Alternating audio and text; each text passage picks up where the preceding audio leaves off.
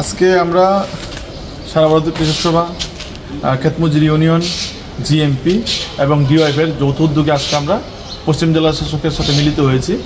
Deputation আকারে আমরা দিয়েছি ওনার কাছে একটা স্মারকলিপি। তো ব্যাপারটা হলো, আমাদের রাজ্যের যে রেশনিং সিস্টেম মারাত্মকভাবে ধ্বংস হয়ে পড়েছে বলতে গেলে। কারণ আপনারা লক্ষ্য করেছেন যে কিছুদিন আগে খোয়াইয়ে আটার ব্যাপার নিয়ে কীরকম নিউজ হয়েছে, তদ্রূপভাবে আমরা তদন্ত করে দেখেছি যে খোয়াইয়ে যেরকমভাবে ইস্যু করা হয়েছিল আটা সেপ্টেম্বর এবং অক্টোবর মাসের জন্য, সেম আমাদের মোহনপুর মহকুমাতেও ইস্যু করা হয়েছিল 190 মেট্রিক টন আটা আমাদের মোহনপুর সাব ডিভিশনের জন্য সেপ্টেম্বর এবং অক্টোবর মাসের। তো আমরা দেখলাম যে কোনো রেশন শপে আটা দেওয়া হয়নি এখন পর্যন্ত। আজকে নভেম্বরে 25 চলছে, এখন পর্যন্ত আটা দেওয়া হয়নি।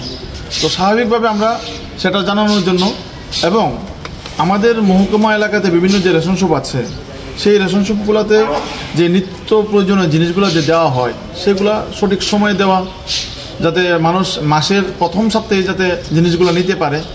দেখা যাচ্ছে অনেক রেশন শপে 20 তারিখের পরে রেশন সামগ্রী আসছে, কিন্তু সেই ক্ষেত্রে মানুষের সুবিধা পাচ্ছে না। এবং বিভিন্ন জিনিস যেগুলা নিয়মিত আসার কথা রেশন সামগ্রী, যেমন আপনার কেরোসিন বলুন, চিনি বলুন এবং সরষের তেল সরকার ঘোষণা করেছিল, কিন্তু সরষের তেলের আর দেখা যাচ্ছে না। চিনিও ঠিকমতো আসছে না, কেরোসিন তো আসে না বললেই চলে। সেই রকম অবস্থা যদি মানুষের, আমাদের বাম আমলে কিন্তু এরকম ছিল না যে রেশন সামগ্রীগুলা মানুষ সময়ে সময়ে পেত, কেরোসিন নিয়মিত পেত। এখন রেশন শপের সামনে আমরা কেরোসিনের ড্রামগুলো আর দেখছি না, মানুষ পাচ্ছে না। স্বাভাবিক আমরা ডিএমের সাথে মিলিত হয়েছি যাতে মানুষ পায় সেই পরিষেবাগুলো।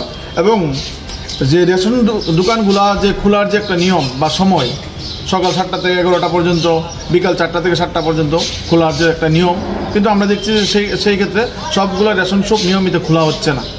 সেই ক্ষেত্রে যাতে ডিএম সাহেব নজর দেয় এবং মানুষ যাতে পরিষেবা ভালোভাবে পায়। ডিএম স্যার কী বলল আপনাদের? উনি বলেছেন দেখবেন বিষয়গুলো, আটার ব্যাপারটা উনি তদন্ত করে দেখবেন ব্যাপারটাকে, উনি প্রতিশ্রুতি দিয়েছেন, জানাবেন আমাদেরকে। এবং আরেকটা বিষয় ওনার সাথে আমরা বলেছি যে রেশন শপে থেকে রেশন সামগ্রী গ্রহণ করে এরকম অনেক লোকই মারা যায়, বৃদ্ধ বয়সে হোক বা যেভাবে হোক মারা যায়, কিন্তু দেখা যাচ্ছে যে তারা মারা যাওয়ার পরে রেশন সামগ্রী নিচ্ছে না। যে মৃত ব্যক্তি তার নামে রেশন সামগ্রী নিচ্ছে না, কিন্তু তারপরেও অনেকের দেখা যাচ্ছে যে এসডিএম অফিস থেকে তাদেরকে মোটা অঙ্কের জরিমানা করা হয় যে না, তোমার তো রেশন শপে মাল ইস্যু হয়েছে, নিয়েছো, তোমরা খেয়েছো, জরিমানা দিতে হচ্ছে। সেই ক্ষেত্রে যাতে সরকার একটা বিবেচনা চোখে দেখে, কারণ কেড়ে অনেকের ডেথ সার্টিফিকেট বেরোতেও সময় লাগে, স্বাভাবিক কারণে 1-2 মাস লেগে যায় অনেক ক্ষেত্রে। তো সেই ক্ষেত্রে যাতে একটা জরিমানাটা যাতে না করা হয়, তাদেরকে যাতে একটা সুযোগ দেওয়া হয় অন্তত ন্যূনতম 3 মাসের জন্য, সেই বিষয়টা আমরা দাবি রেখেছি ওনার কাছে। স্বপ্নের বাড়ি কিনবেন ভাবছেন? দেরি না করে চলে আসুন আরবি কনস্ট্রাকশনে। অত্যাধুনিক সুযোগ সুবিধা সহ আপনার সাধ্যের মধ্যে ফ্ল্যাট পাবেন আমাদের এখানে। রয়েছে ব্যাংক লোনের সুবিধাও। আগরতলার সার্কিট হাউস, দুর্গা চৌমুহনী, প্রগতি রোড ও কলেজ টিলার মূল সড়কের পাশে। কলকাতার নাগের বাজার, কৈখালি, মালিবাগানে রয়েছে আমাদের ফ্ল্যাট।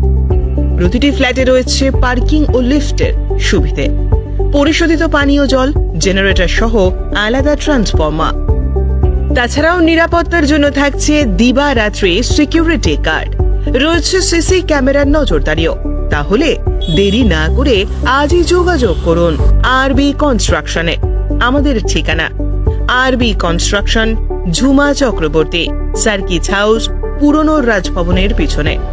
যোগাযোগ 8787495180 এবং 9436123139 এই নাম্বারে।